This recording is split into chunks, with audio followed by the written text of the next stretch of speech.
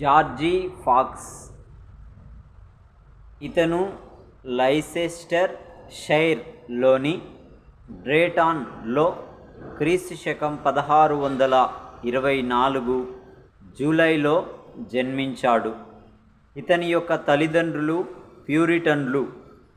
Georgie బాల్యము నుండి చాలా భక్తిగల వాడు. ఇతనికి 19 సంవత్సరముల వయస్సు వచ్చినప్పుడు అనేక మంది క్రైస్తవులలో గల పాపము విషయమై నిరుత్సాహపడెను.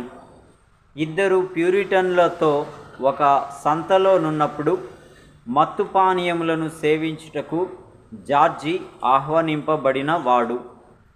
కానీ వారి మత ఉద్యోగమునకు వారి నైతిక జీవమునకు మధ్య గల తేడాకు అతడు విస్మయము చెంది పానీయమును ముట్టక దాని మూల్యమును మాత్రము చెల్లించెను. ఆ రాత్రి అతడు ఆత్మీయ జీవితమునకు దైవికముగా పిలువబడిన అనుభూతిని పొంది తన కుటుంబమును విడిచి ఒంటరిగా వెళ్ళిపోయెను. క్రీస్తు శకం 1643 సెప్టెంబర్ 9 అనగా తన 19వ జన్మదినమునకు సరిగ్గా 2 నెలల తరువాత అది జరిగినది. ఆత్మీయ పరిపూర్ణతను అన్వేషించుటకై అతడు సుమారు 3 సంవత్సరముల పాటు ఎక్కడెక్కడికో వెళ్ళి ఎందరో దైవ సేవకులను మతనిష్టగల ప్రజలను కలిసినను ప్రయోజనము లేకపోయినది. ఎంతో ధ్యానము, రాత్రి ఒంటరి ప్రార్థనలు, నిష్టతో బైబిల్ను చదివిన తరువాత మాత్రమే దేవుడు ప్రతివాని అంతరంగములో కనుగొనబడునని నిర్ణయమునకు అతడు వచ్చెను. దేవుడు అతనితో మాట్లాడినందువలన ఆ విషయమందు అతడు తన జీవంలో ఒక నిశ్చయతకు వచ్చెను.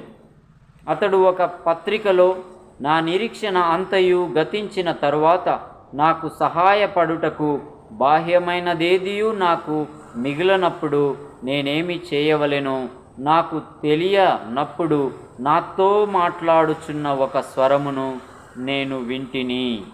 అది వినగానే నా హృదయము ఆనందముతో గంతులు వేసెను. ఆ పరిస్థితిలో నాతో మాట్లాడగలవాడు యేసుక్రీస్తు ఒక్కడే అని వ్రాసెను. క్రీస్తు శకం 1647లో అతడు గ్రామములు తిరుగుచు సంచార బోధకునిగా తన సేవ ప్రారంభించెను. అతడు క్రొత్తగా నమ్మిన అంతరాత్మ జ్యోతిని గురించి ప్రజలకు బోధించి అనేకులను మార్చెను. క్రీస్తు చాలా కాలము జనముల మధ్యను గ్రంథములోనూ బంధించబడి ఉన్నాడు. ఆయనను నీ ప్రవక్తగాను యాజకునిగాను రాజుగాను ఉండనిమ్ము, ఆయనకు లోబడుము అని అతడు ప్రకటించుచూ వచ్చెను. రోమన్ క్యాథలిక్ సంఘం యొక్క సాంప్రదాయిక ఆచారములు క్రైస్తవ్యం యొక్క అంతరార్థమును ఉల్లంఘించినవని ప్యూరిటన్లు నమ్మినట్లుగా ఫాక్స్ కూడా నమ్మెను. మత గురువుల సహాయము లేకుండా ప్రజలు దేవుని నేరుగా ఆరాధింపవచ్చునని అతడు ఉపదేశించెను.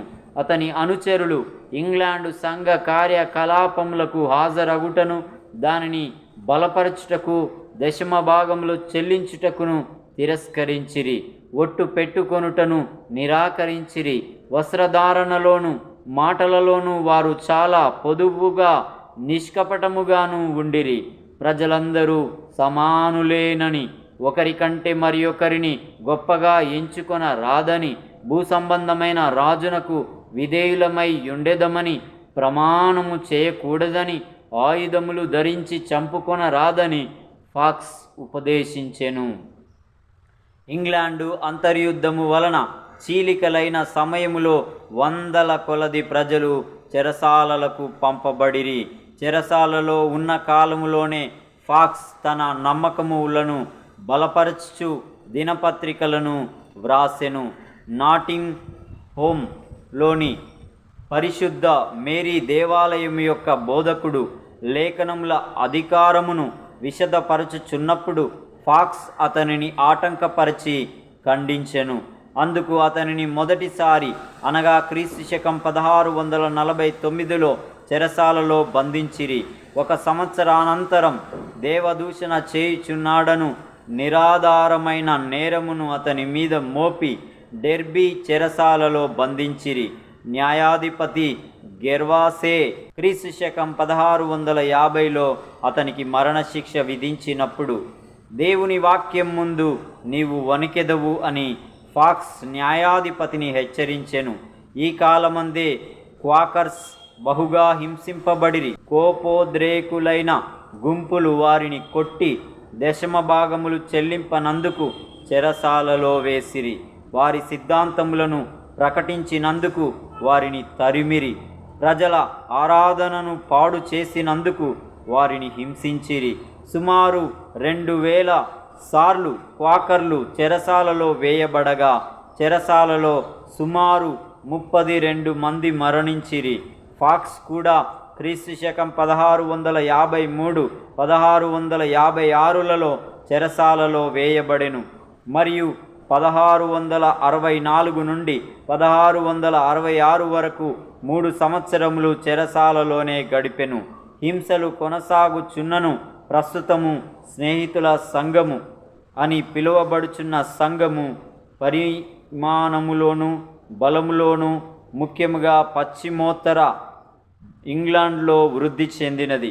శ్రమల వలనను దీర్ఘకాలిక చెరసాల వాసముల వలనను కష్టముల వలనను ఫాక్స్ బలహీనముగా ఉన్నను ఒక సంఘముగా ఏర్పడిన క్వాకర్స్నకు ఫాక్స్ తన సమయంలో అధిక భాగమును వెచ్చించెను.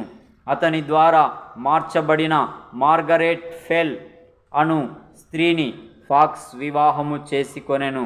ఈమె అతని కంటే 10 సంవత్సరములు పెద్దది. అయినను ఆమె క్రొత్తగా నిర్మింపబడిన ఈ సంఘములో అతనికెంతో సహాయపడినది. క్రీస్తు శకం 1671లో ఫాక్స్ మిషనరీ సేవ నిమిత్తం ఉత్తర అమెరికా, వెస్టిండీస్లలో ప్రయాణించెను.